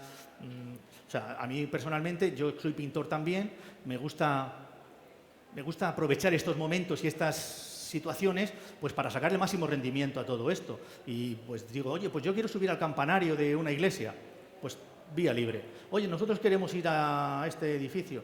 Digamos que todo está organizado para que nos den permiso y trabajar sin ningún problema y en las mejores condiciones. Cosa que yo agradezco a la academia y a la organización. Y, en definitiva, evidentemente, el curso es beca de pintura de paisaje y, como bien ha definido Antonio, el paisaje al final es un problema que tenemos que determinar y concretar, en el que muchos teóricos, muchos investigadores, pues bueno, se debaten qué es el paisaje, ¿no? Y hay muchas definiciones poéticas que lo definen, ¿no? Y entre ellas que si es un constructo mental, el paisaje es la libertad, el paisaje... Yo creo que el paisaje, verdaderamente, que fue un concepto acuñado y digamos que importado por los pintores, porque el paisaje, como dicen algunos, hasta que el pintor no reconoce en su paisaje la naturaleza, esa naturaleza no estaba descubierta, ¿no? en la historia del paisajismo, las primeras ideas cristianas hablaban de un paisaje temeroso. Aquí estoy encantado de estar en este espacio porque veo que todos los ponentes hacen una protección de la naturaleza y un seguimiento que es loable, increíble. Y nosotros muchas veces como pintores llegamos a los sitios como ajenos, ¿no? Como testigos, ni somos partícipes ni colaboramos y simplemente vamos con nuestros ojos y con nuestros caballetes a trabajar y pintar. Y muchas veces no entendemos estos problemas de las vacas bombero ni tal, pero sin embargo sí que nos enamoramos y sentimos que allí está pasando algo que nos interesa y nos gusta, ¿no? Y entonces yo creo que ese paisaje tiene que ser nuevamente reconocido. Y el paisaje pintoresco, que siempre ha sido como el adalid de la pintura, ¿no? El paisaje, aquello que debe ser bello para ser pintado. Pues no quiero decir que quede atrás, pero el pintor debe de descubrir nuevos paisajes en el territorio. Y por eso, en el tiempo que yo estoy allí, estamos haciendo recorridos por lo que se ha denominado por un paisajista francés que se llama Gilles Clement, el tercer paisaje, ¿no? Ese paisaje errabundo, vagabundo, de tierras malas, de tierras, entre comillas, lo de tierras malas, de hierbas malas, que también tienen su belleza y hay artistas que lo han trabajado. Entonces, en el tiempo que estamos en Segovia, hemos hecho diferentes recorridos, pues desde la granja de San Ildefonso, un jardín real, un jardín imperial, vamos, un jardín muy cuidado, y también hemos visitado las hoces del Duratón, y también hemos ido a las Cárcamas y a sitios de tierras marginadas, a sitios que se quedan pues en glorietas abandonadas, en glorietas que están yermas, porque al final la belleza del territorio yo creo que lo inunda todo y que el paisajista y nosotros como pintores debemos de saber interpretarlo y captarlo, ¿no? Entonces, hay unas problemáticas del paisaje que el pintor, con un pincel, y entre comillas también lo digo, debe denunciar, debe de saber ver. Y encontrar la belleza en estos espacios creo que es una labor muy importante que la Academia de Segovia, vamos, la Academia de San Quirce, ampara y protege, ¿no? Luego, también quiero decir que, bueno, que estas son oportunidades para los jóvenes que muchas veces los alumnos que llegan allí, evidentemente, luego siguen con su trayectoria profesional, pero todos se llevan un recuerdo de esta experiencia que me consta por los seguimientos en las redes sociales y por sus trabajos posteriores y exposiciones que lo mantienen, porque han aprendido que todo lo que se hace en el natural, bajo la luz del sol, es verdadero. El estudio del pintor, y yo sé de esto, no quiero comentar, pero sí contamina en cierta manera, contamina tus gestos, contamina tu manera de trabajar, tus colores, se hace corta esa paleta. Y sin embargo el natural, que genera muchísimas veces desilusión y en cierta manera, bueno, pues tiene esta frustración artística porque estás mirando una montaña, en la Sierra de Guadarrama, estás mirando la montaña, te vuelves y de repente se ha puesto una nube o se ha hecho, es cambiante y toda esa modulación del tiempo y del espacio, bueno, genera a veces insatisfacción en la pintura y a veces pues los cuadros salen volando, pero yo creo que todo eso, con independencia del resultado final de la pintura, es importante para poder valorar dónde está un artista y dónde está el valor de la naturaleza que nos rodea. Bien, pues muchísimas gracias. Muchísimas gracias, Joaquín. No da tiempo para más. No les voy a permitir preguntas. Quédense con las reflexiones y con la maravilla de maridaje de naturaleza, cultura y emoción humana que hemos vivido hoy. Respóndanse ustedes en sus propias casas y si no pueden contactar con cualquiera de los ponentes para ello. Gracias.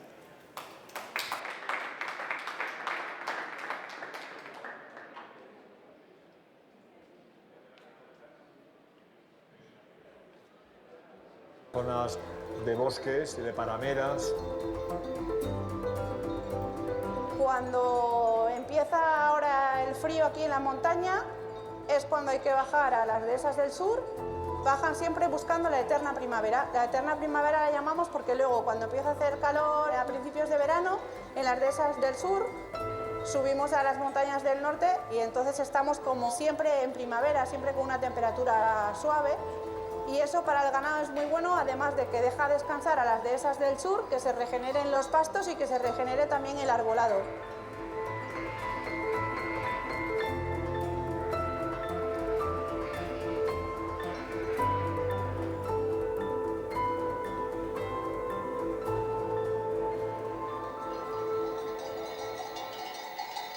Cuando yo he trabajado en el campo durante prácticamente toda mi vida, mi referencia eran los pastores.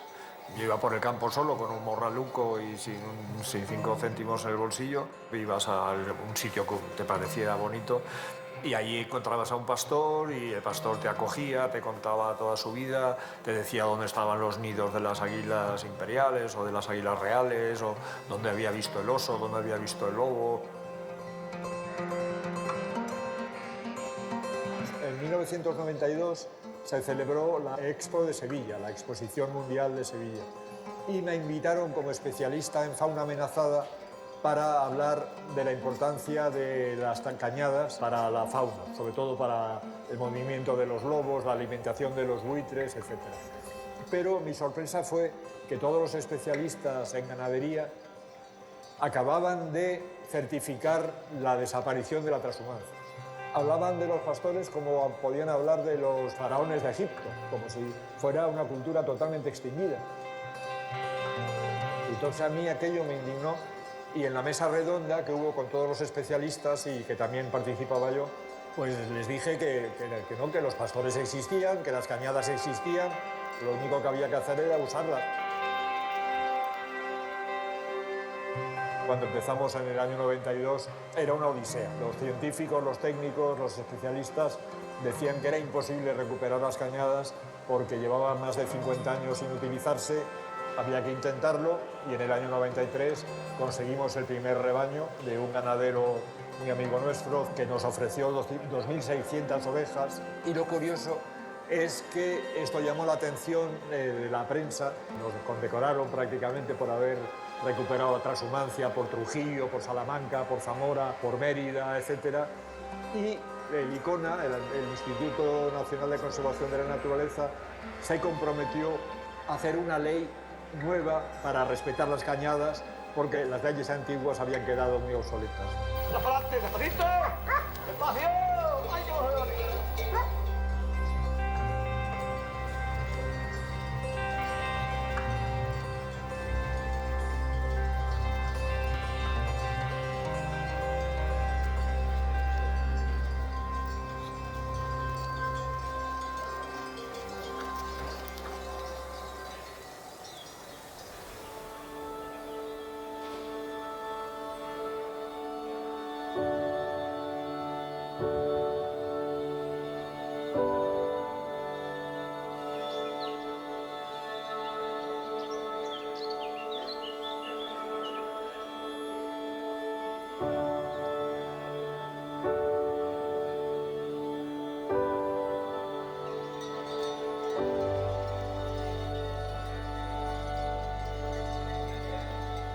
La mayor importancia para nosotros es la ecológica, porque los espacios protegidos quedan aislados, no hay conectividad entre las especies, entre la genética, hay endogamia y se va degradando poco a poco el ecosistema y van desapareciendo las especies más singulares y más valiosas. Entonces todo esto se puede recuperar fácilmente a través del movimiento de los rebaños. Hacer grandes recorridos con grandes rebaños en 1993 llamó la atención de la Universidad Autónoma de Madrid. Nos siguieron durante 5 semanas recogiendo todas las semillas, todos los excrementos de los animales a lo largo de casi 600 kilómetros. El estudio que hicieron fue impresionante, fue la primera vez en el mundo que se constataba la importancia de los movimientos de la ganadería y de la fauna salvaje para la biodiversidad, porque cada 1000 ovejas trasladaban diariamente 5 millones de semillas, de las cuales el 30% germinaban, porque ya estaban digeridas en parte. La ganadería se alimenta de recursos no utilizables por el hombre, como es la hierba, como son las hojas de los árboles, los arbustos, etc. Por ejemplo, ahora mismo con la sequía que tenemos, nuestras cabras y ovejas están comiendo hojas de los árboles, zarzales, retamas, bellotas de las encinas que están cayendo, ¿no? De una forma totalmente natural. Lo que más se disfruta en la transhumancia es la gente que te encuentras en el camino. Hay muchísima afición, sobre todo los abuelos. Es que a mí los abuelos me aportan muchísimas vivencias y muchísimas experiencias que verles otra vez cuando pasan los rebaños por su pueblo es toda una emoción. Y luego las nuevas generaciones, cuando pasamos por algún colegio, sobre todo en ciudades que nunca han visto un animal, pues verle a los niños esas caras de satisfacción es un primor. El 24 de octubre queremos cruzar Madrid, como lo hemos hecho en 27 ocasiones, o será la 28 fiesta de la transhumancia, que lo que hacemos es cruzar la ciudad de Madrid para que se vea y se reivindique que existen los transhumantes y las vías pecuarias y que se sepa que existen. Yo me siento genial porque parece que esto es mi vida, soy capaz de llevar la oficina desde el campo, parece que lo llevo como en sangre. Como él dice, moriremos con las botas puestas y seguiremos luchando hasta la batalla final. ¡Adelante que vamos! ¡Que viva la transhumancia!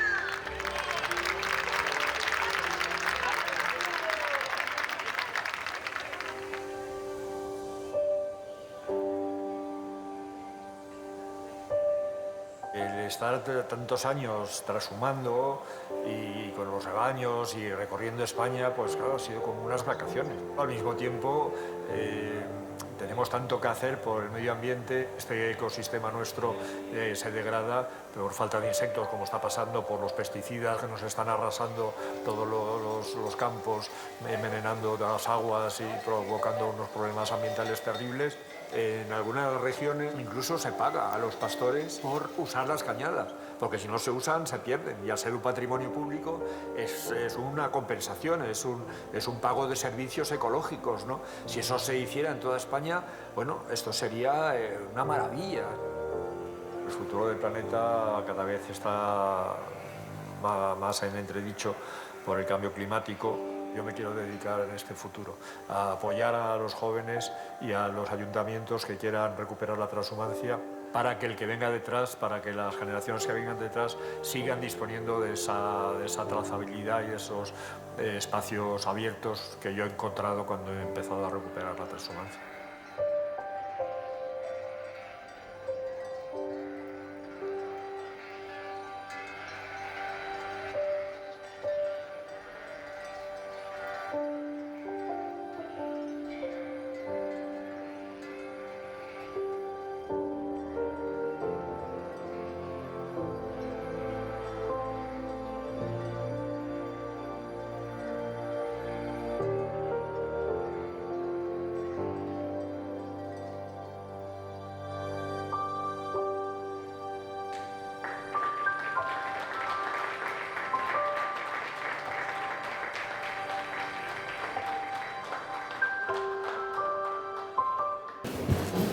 Después de este vídeo maravilloso de Suso, pues tenéis la palabra antes de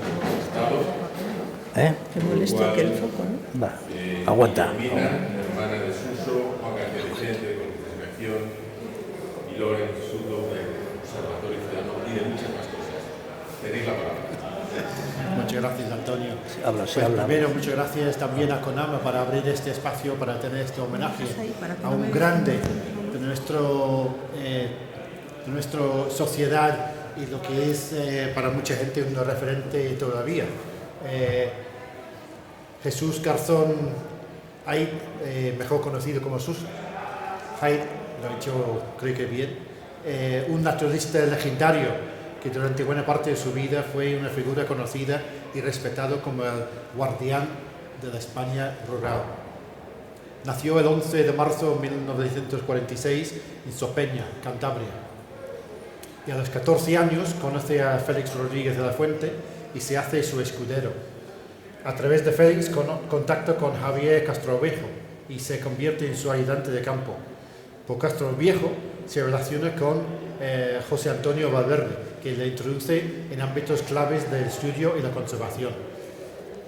No voy a hablar mucho más de lo que es la parte humana de Suso, porque tenemos otras dos personas aquí que lo conocen mucho mejor que yo, pero yo, si me permitís, voy a leer una lista de actividades que lo lo marca un poco de profundidad, no solamente en la transhumancia, pero antes de esto, en 1992, él estaba trabajando desde, ya he dicho yo, 14 años con Félix, pues en el 72 es vocal del ASEO. En 76 es cofundador y promotor de los laboratorios de investigación Centro de Zoología Aplicada y de la Unidad de Zoología Aplicada. En el 76 fundador y vicepresidente de la Asociación de Estudios de Defensa de la Naturaleza, AEPDEN. En 76 también representa español en el grupo de trabajo sobre los avatares. En el 74 director de proyectos internacionales de la IUCN, WWF, para la conservación de la naturaleza en España Occidental. En el 78 fundador y vicepresidente de la Asociación para la Defensa de la Naturaleza y los Recursos Naturales, ADENEX. En el 79 director de la sección científica de la Junta Nacional de Aves de Presa del Instituto Nacional de la Conservación de la Naturaleza, el ICONA. En el 81 coordinador general de los censos de avatardes en España. En el 83 representante del Comité Internacional de Medio Ambiente por el Comité de Participación Pública. En 84 director general de Medio Ambiente de la Junta de Extremadura. En 84 también es vocal del coordinadora para la defensa de aves, la CODA. En 84 también es fundador y presidente de la Asociación para la Defensa de los Recursos Naturales de Cantabria. En 84 también miembro de la Comisión de Felinos de Unión Internacional para la Conservación de la Naturaleza y fundador y presidente del Consejo de Monfragüe. En 89 fundador y presidente de la Coordinadora Extremeña de Protección Animal, fundador y presidente del Fondo Patrimonio Natural Europeo y miembro del Comité Español de la UNESCO. En el 90 coordinador del área Ecología y Medio Ambiente de la Gran Expedición Extremeña. En el año 90 también director de proyectos del Fondo Patrimonio Natural Europeo, miembro también del jurado de varias cosas. Voy cortando porque es una lista muy larga, como ves. En el 92 también es fundador y presidente de la Asociación Consejo de Mesa para el Desarrollo Sostenible, lo que ha contado en el vídeo de la conservación y la biodiversidad mediante de la ganadería transhumante. Es fundador y presidente de la RAIA, Asociación para la Conservación de los Recursos Naturales y Culturales de las comarcas fronterizas entre España y Portugal. También es fundador y presidente de la Asociación para la Conservación de Razas Autóctonas. En el 97 es fundador y presidente de la Asociación Transhumancia y Naturaleza. Y en el 85 patrono de las fundaciones de conservación de buitre negro, Fundación para la Conservación de Biodiversidad y los Hábitats, y también Fundación de Vida Silvestre y Mediterráneo, Fundación Ginebra de los Ríos, Institución Libre de Enseñanza y Fundación Paisaje Tradicionales.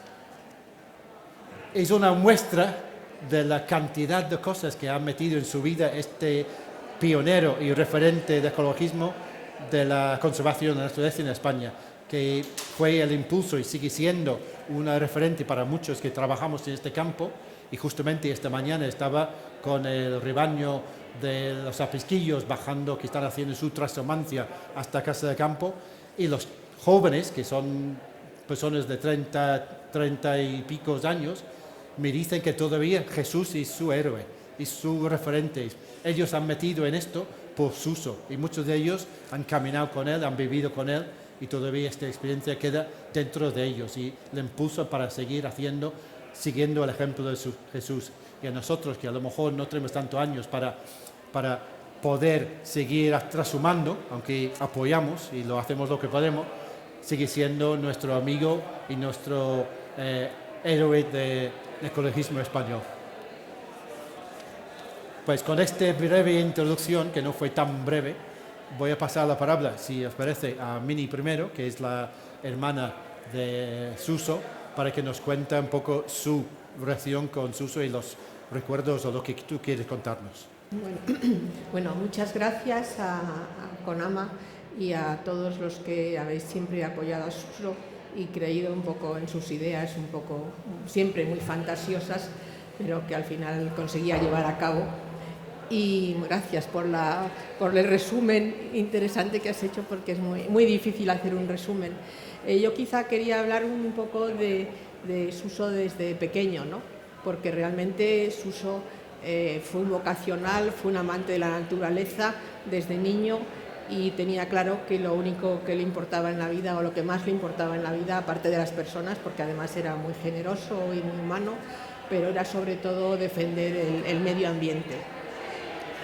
Quizá nosotros nos pasábamos los veranos, los largos veranos de 3 meses de vacaciones que teníamos antes, en el pueblo de mi padre, de la Sierra de Gata, en el norte de Extremadura, un pueblo perdido, sin agua, sin electricidad, pero bueno, allí convivíamos, sobre todo Suso convivía pues con los niños del pueblo, buscando animales por todas partes que traía a casa para recuperarlos y lo que hiciera falta, con los pastores, ordeñando las cabras, y también pues con los largos paseos con mi padre, que nos enseñaba el amor a la naturaleza, que recitaba poesías, como también luego hacía Suso, y vivimos mucho en contacto con la tierra.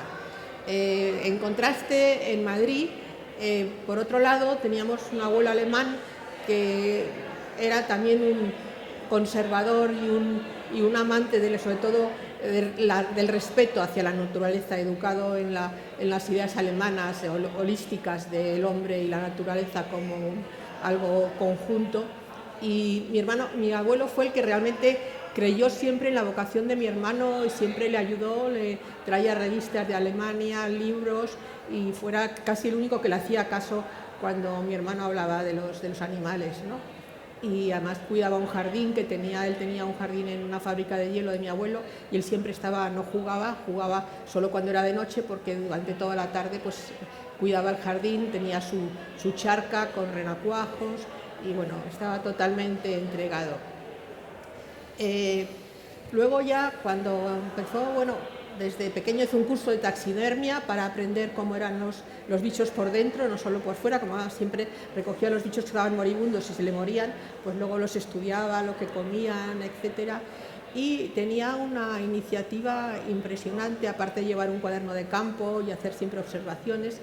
Entonces vio que uno de los grandes problemas que había en España en aquel momento era la repoblación forestal de solo con pinos o con solo una planta, y que eso pues para los animales, para las aves insectívoras era peligrosísimo, porque no tenían dónde cobijarse, no tenían nidificación. Entonces se le ocurrió hacer un esquema con los pájaros, el problema de las aves que ya no podían nidificar, y se lo llevó entonces debía ser la Dirección General de Agricultura y Bosques o algo así, y les propuso que hicieran unas casetas para que en los bosques de pinos pues pudieran nidificar estas aves. Les hizo un dibujo, porque él se pasaba el día dibujando animales en todas partes, todos los cuadernos que encuentras por casa están con sus dibujos, y le hice un dibujo de los pájaros y de la caseta, y de hecho lo propuso y fue cuando hicieron una primera campaña de instalación de casetas nidificadoras, y el cartel que él había dibujado con acuarelas allí en casa en unas navidades con todos los colores, lo hicieron en una placa metálica y lo pusieron en muchas partes, es una pena no conservarlo, pero en muchos bosques, y luego hicieron muchísimos carteles con eso. Al mismo tiempo él tenía muchísima preocupación con las rapaces, que en el pueblo de mi padre, cuando nos bañábamos en el río, las veíamos volar por arriba y cómo pescaban, y sobre todo con el águila real, que se fue consciente de que estaba en extinción porque era una alimaña y pagaban a la gente por matar a las águilas, como tantos otros reptiles, por ejemplo. Y entonces encontró una noticia de Félix de la Fuente en el periódico, hablando también, porque como era cetrero, pues de las rapaces, entonces directamente debía tener 14 años, se dirigió a él y se fue a hablar con él, y ya se hicieron íntimos y siguieron colaborando muchos años, pues tanto en la revista Fauna, como por ejemplo cuando mi hermano llegó a la universidad, pues en lugar de ir a clase se iba a los lobos que tenía Félix en un redil en la casa de campo a estudiar el comportamiento de los lobos metido en la jaula en relación con los humanos. También se iba al Pardo cuando todavía estaba Franco, y se metía furtivamente pues a hacer observaciones de los animales y llevar su cuaderno de campo. Iba a la facultad y nos contaban que, bueno, que no iba prácticamente, pero cuando iba con el bolsillo lleno de lagartijas y los sacaba por el aula, que entonces la gente se espantaba, ¿no? Y realmente entonces fue cuando él por su cuenta empezó a conectar con Castroviejo, con Valverde, y ya en casa decía que iba a la universidad y realmente pues se iba al campo a espantarle las abutardas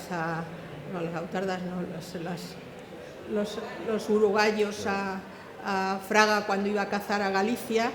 Luego los metían en la cárcel, las cogía la Guardia Civil por andar por allí, etcétera. Y a partir de ahí pues ya se dedicó a recorrer el país y a ver todo el problema de las especies en extinción, a promover todas las zonas de protección, crear un laboratorio que recogían con Castroviejo le dieron unos bidones de formol, los repartieron por todos los taxidermistas de España, repartieron los bidones para que recogieran los despojos, los estómagos, lo que sacaban las vísceras, y esos fundaron un laboratorio en una casa que les prestaron, una casita que les prestaron en cerca de Cuatro Caminos, Topete, célebre laboratorio Topete, y invitaron a los estudiantes de las facultades que fueran allí a hacer sus tesis y sus tesinas en todo el material que ellos iban recogiendo, y una vez que iba con él chorreando en la vaca del coche en un jeep que tenía viejo, no sé cómo no nos morían todos, y entonces y fundaron un equipo de investigadores que de hecho fueron los que luego la mayoría de ellos pasaron, la colección que se hizo pasó al Museo de Ciencias, estuvieron también trabajando en el EINIA en una casa que les dejaron en Alcalá de Henares, y pues gran parte de la gente que trabaja hoy en día en conservación, en organismos oficiales y en el Museo de Ciencias, pues salió de esas aventuras que hicieron de recapitular la fauna en España, que en aquel momento estaba prácticamente desconocida, y de ahí empezó con su trabajo de protección, de la creación de Monfragüe, de Cabañeros, del Parque de Ollambre, y no quiero seguir mucho más, y porque de ahí ya, cuando había generado un poco los lugares estos de conservación, fue cuando pensó que también había que conectar entre sí esos lugares de preservación, cuando estaban todas las infraestructuras, las grandes autopistas creándose, y vio que aquello era un peligro para la interconexión de todos los espacios naturales. Y entonces fue cuando ya llegó al sumum de su trabajo, que fue inventarse la transhumancia o recuperar la transhumancia y a los transhumantes. Quizá tú puedes hablar mejor de eso. Pues como veíamos que una persona incansable hacía muchas cosas y tocaba con muchas personas en su vida, y a lo mejor Juan ahora nos puedes contar un poco lo que fue su experiencia con él, porque en los últimos años hemos visto mucho tú a su lado en estas luchas y estos momentos bonitos también, paseando por Madrid con el rebaño, pero también cuéntanos un poco de tu experiencia con él. Sí, a base de unos... ¿Ahora? ¿Sí? Sí, ¿no?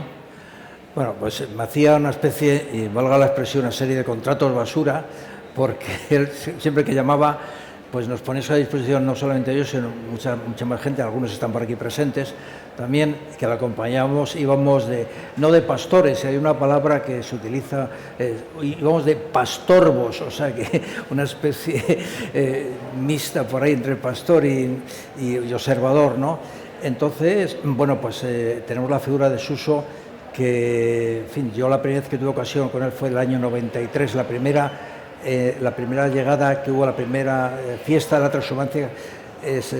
También recuerdo cómo entraban en las tapias de la Casa de Campo, el limítrofe con Pozuelo, por un estrecho hueco de la tapia, pues las miles de ovejas, 2000 me parece que eran ovejas que tenía un pastor, Cesario Rey, que se prestó a llevar sus ovejas por Madrid y pasarlas por el centro de la capital, ¿no? Aquello estamos hablando del año 93, y la última ocasión que tuve con él, lamentablemente ya estaba estaba en cama, estaba encamado.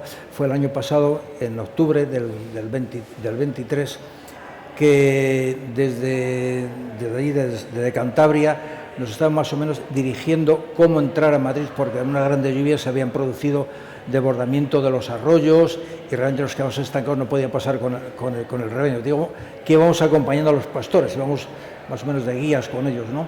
Y entonces él, desde la cama nos decía, pues sí, pasar por este lado, intentar pasar por este lado, por otro. O sea que eso es la última impronta que pude tener de él. Lamentablemente, a los 2 meses se nos iba de forma definitiva. Suso, pues ¿qué vamos a decir de Suso? Suso es un alumno aventajado de Félix Rodríguez de la Fuente, que todo el mundo que ha visto sus películas, sus reportajes, incluso, creó una escuela y muchos de sus alumnos incluso trataban de imitar la forma de hablar de Félix, un aire cierto, muy peculiar, ¿no? Y estoy recordando a varias personas, algunos se nos han ido también, ¿no? Y nos contaba Suso cómo iba con Félix, iban con una Vespa a la zona de los retamares en las proximidades de las afueras de Madrid, y con las jaulas de las aves rapaces y las hacían volar. Y bueno, realmente era un recuerdo entrañable. En fin, queremos hacer incluso un recordatorio homenaje a Suso en aquella zona de los retamares, y me imaginabas a Félix y Suso detrás con una Vespa yendo por aquellos espacios abiertos, ¿no? Luego, por otro lado, yo desde el punto de vista del ecologismo activista, como soy de Ecologistas en Acción, pues insufló en el ámbito conservacionista la idea de que, bueno, aparte de los corredores que existían desde siempre en toda la península ibérica, pues había una cantidad de kilómetros, siempre mencionaba lo mismo, fue machacona. Tenemos 125.000 kilómetros de caminos ganaderos por toda España, el equivalente a una 50ª parte de la superficie peninsular, el equivalente a la provincia de Pontevedra, ¿no? Y luego, yendo aquí el caso concreto en Madrid, hay nada menos que 4.200 kilómetros de vías pecuarias que equivalen a la superficie del Monte del Pardo, unas 12.000 hectáreas, en la Comunidad de Madrid, por lo cual es un terreno realmente pues muy valioso, ¿no?, desde el punto de vista monetario, ¿no?, y desde el punto de vista ambiental también. Como hubo una ley de vías pecuarias en el año 85, creo que fue, dio forma a este patrimonio que se venía heredando a la época de la Mesta del siglo XIV, pues dio forma a un terreno que estaba más o menos perdido, sin darle naturaleza de propiedad, y lo hizo oficial. Son terrenos de carácter de manial que formalmente no se pueden invadir, ni usurpar, ni cambiar, ni comercializar con ellos, ¿no? Y Suso siempre nos infundía esta idea de que eso es de todos, es un bien para la eternidad prácticamente, ¿no? Aunque lamentablemente se reconoce que un 30% de estos 125.000 kilómetros están ya perdidos, de forma irreversible, bueno, puedo decirlo así también, ¿no? Y entonces, pero había que lo que está todavía en vivo, se está sin invadir, había que protegerlo de forma tenaz. Hemos asistido muchos a los amojonamientos, en los deslindes, etcétera, etcétera, a lo largo de toda la península. Yo lo que conozco, y realmente pues ves cómo se ha ido invadiendo, cómo se ha ido perdiendo esa conectividad que había entre estas vías pecuarias. Realmente está tipificado las dimensiones, la anchura de cada vía pecuaria, las cañadas 75 metros, los cordeles 37 metros y medio, la vereda 21 metros, las coladas de 10, en fin.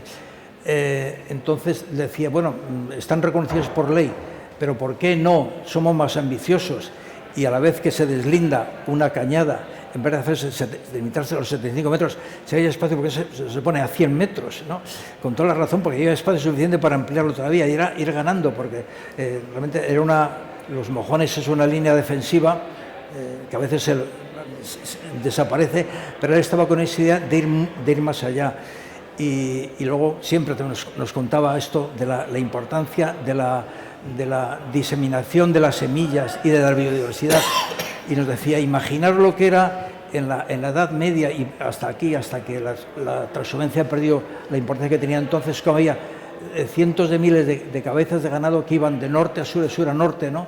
Iban depositando en las heces, en la zocoria, ¿no? Una serie de semillas que se transportaban 50 o 60 kilómetros, iban propiciando la biodiversidad. Tuve ocasión de colaborar con Pablo Manzano, que es un colega que lo ha mencionado aquí más o menos Suso, cómo se cogían las heces, las bolas, las garrutas de las ovejas y luego se llevaban a la autónoma, y entonces se iban reproduciendo y lo que salía allí era espectacular, ¿no? Se confirmaba la expansión de la biodiversidad a través de las semillas. Y bueno, realmente fue motivo de una tesis doctoral de Pablo Manzano y bueno, eso, imaginémonos esto en otras épocas, ya digo, de la Edad Media para acá, esa reproducción de la biodiversidad, ¿no? Luego después los acontecimientos de la historia de este país, pues bueno, pues la aparición del ferrocarril supuso que se derivara el transporte transhumante al ferrocarril, en fin, o los camiones también. Y luego después ya un periodo ya pues, más próximos, imaginaos en la Guerra Civil Española, el país quedó dividido en dos, en toda la transhumancia aquella, que era de norte a sur, no porque estaba dividida España, estaban dos. Otra fase también, pues mortal también para la transhumancia, ¿no? Y llega Suso y como un iluminado en el buen sentido, y dice, no, esto todavía existe, hay pastores, hay ovejas, efectivamente. Entonces, yo digo que la llegada de este rebaño a la casa de campo en aquel octubre del 93 se nos ha quedado grabado para muchas personas, ¿no? Bien, eso es lo que nos ha transmitido Suso y que realmente pues nosotros pensamos que ha generado no una escuela definida, pero una escuela difusa, pero amplia también, y la gente pues también lo recuerda y sabe que tienen un bien comunal. La gente sabe lo que es una vía pecuaria, aunque aparezca, como veáis todos, una vaca marcando las vías pecuarias. Realmente pues sería, pecuaria viene de pecus, ¿no? Del latín, oveja, ¿no? Bueno, sería vacuaria, o no sé cómo sería. Y luego ideas que tenía también era, y aquí está Juan Bielba, aquí presente, él tenía la intención de que la transhumancia la asumieran las administraciones como una práctica, y que en el caso concreto estuvo luchando en los últimos años para que la Comunidad de Madrid asumiera y tuviera un rebaño de ovejas funcionarias y que hicieran una transterminancia desde los valles de la parte baja donde invernaban, en la zona de Villanueva del Pardillo, etcétera, etcétera, y que luego subieran en verano a los pastos de la Sierra del Guadarrama, ¿no? Eso lo estuvo, creo que a ti te calentó la cabeza con eso, y a más gente, ¿no? Y era una idea pues realmente muy seria, ¿no? Y realmente muy factible, ¿no? Bueno, no se ha podido plasmar ahí, pero bueno, eso queda como una de las miles ideas, siempre está inventándose cosas. Y Suso era una apisonadora, o sea, tranquilo, con esa pachaza que tenía de patriarca, realmente pues, nos iluminaba a todos y nos conducía, bueno, vamos detrás de Suso, ¿no? Donde hiciera falta, sea en algún caso cortar una alambrada de un campo de golf que en vez de una vía pecuaria, y nos metíamos con 2.000 ovejas por allí, ¿no? Y todos salíamos en los medios de comunicación, ¿no? Realmente reivindicando la asistencia a las vías pecuarias y el derecho de los ganaderos. Y también puso en su lugar a los pastores, a la práctica esta ganadera como una cosa pues muy marginal, desprestigiada, devaluada, y los puso en su lugar, porque bueno, existía un patrimonio, existía una práctica, y bueno, pues realmente lo hacía, lo personalizaba y ejercía de ello, ¿no? En definitiva. Pues eso es el recuerdo que tengo imborrable de él, y tenemos muchas personas en este caso. Entonces, sí, muchas gracias, Juan, porque da este aspecto de activista que fue una persona humanista, una ecologista, pero sobre todo activista, y quería empujar, como has dicho tú, de que las instituciones reconocen esto como nuestro patrimonio. Sí. Yo, si los organizadores me dan un poco de tiempo, yo sé que en la sala hay alguna gente que a lo mejor, como nosotros hemos querido hacerlo, este homenaje como una celebración de la vida de Suso, si tenemos un micro de mano, a lo mejor hay algunas personas que pueden muy brevemente, si quieren intervenir, se levanta de mano y la señorita aquí le va a dar el micro para que podáis hablar, pero breve, por favor. Nada, como seguidor y discípulo aprendí de Suso el que no le llego ni a atar la suela de las botas, los cordones de las botas. Agradecer al CONAMA este acto y simplemente recordar a Suso que sobre todo fue sembrador de conciencias. Nos iluminó, nos sembró a muchos de nosotros con sus alocadas ideas, pero que son muy importantes y muy necesarias, y eso es lo que tenemos que agradecerle. Que cada vez que oigamos la esquila de una oveja, el canto de un pájaro en su cortejo o el susurro del viento en los alcornoques centenarios de Monfragüe, le estarán recordando y estaremos con él. Gracias. Gracias, Paco. A ver, Julito. Bueno, yo suscribo lo que ha dicho Paco, lo que ha dicho Juan, lo que ha dicho Lores y sobre todo lo que ha dicho Mimi, que es su hermana. Yo podría contar muchas historias de Suso. Yo me reenganché, y digo reenganché porque tú lo sabes Paloma, que bueno, hay una tradición familiar que se remonta antes de la guerra entre mi familia y la de los Garzón Jais, sobre todo los Jais, pero yo me reenganché con Suso pues cuando empezó a pasar en los años 90, y solo quiero decir que bueno, pues es una de las personalidades más grandes de la historia del medio ambiente en España. Eso es una cosa que es sabida, pero que en el futuro se sabrá más, porque la recuperación de la transhumancia es una heroicidad.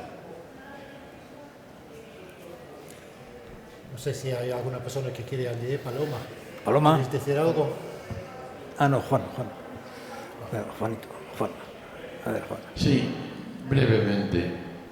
No demos las cañadas por perdidas, porque Suso está buscando otras cañadas por allá arriba. No pensemos que Suso, que fue el que de verdad defendió las cañadas, que porque ya no esté aquí, está en otros lados, nosotros tenemos que ya contentarnos con que las cañadas desaparezcan. Esto que digo no me lo he inventado. Suso, 3 días antes de morir, 4 fue, me llamó para despedirse, se despidió de muchos amigos, y me dijo: Juan, ocúpate de eso que ha contado Juan del baño de Madrid. Yo voy a buscar otras cañadas, nada más. Muy bonito. Si quieres, Paloma.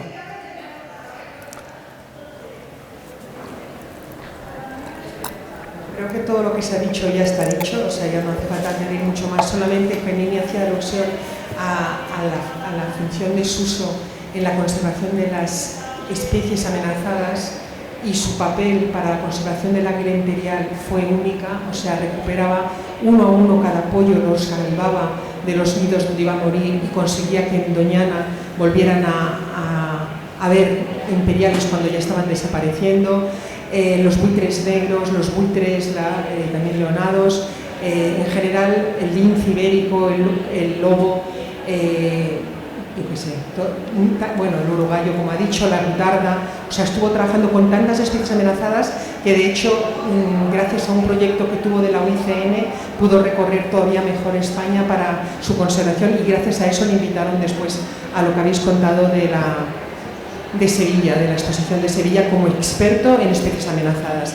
Y no tanto como alumno de Félix, Lorenz, es que Suso ya estaba muy avanzado en eso, y lo que fue colaborador, o sea, lo que él aportaba a Félix le llamaba por teléfono para preguntarle, porque Félix era cetrero y era dentista, pero Suso era el que conocía el monte, el campo y las especies, entonces él fue el que realmente asesoraba a Félix en todo lo que iba contando muchas veces en la televisión o escribiendo luego en los libros que Suso aportaba. Entonces, bueno, fue un colaborador y que encontró en Félix realmente la voz que hacía falta para que España se concienciara de que las especies no eran alimañas, de que eran absolutamente necesarias en los ecosistemas españoles.